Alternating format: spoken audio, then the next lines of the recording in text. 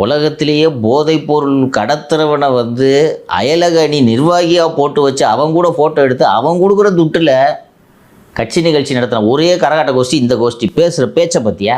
Government ஹாஸ்பிட்டலில் 3 அடிக்கு கஞ்சா செடி வளர்ந்துருக்கு. இதை பிடிக்கிறதுக்கு உனக்கு துப்பு இல்லை. வெளிநாட்டிலேருந்து வரதை தடுக்கணுமா அவரு? அது மத்திய அரசு தான் எல்லாத்தையும் பார்க்கணும்.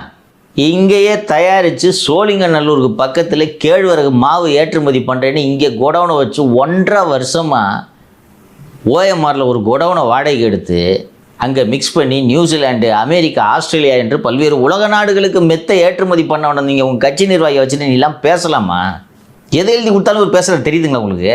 அயலக அணி நிர்வாகின்ட்டு உங்கள் மொத்த கட்சியுமே ஜாஃபர் சாதிக்கு துட்டில் தான் நடந்திருக்கு. இந்த மெத்தில் கொட்டுது காசு.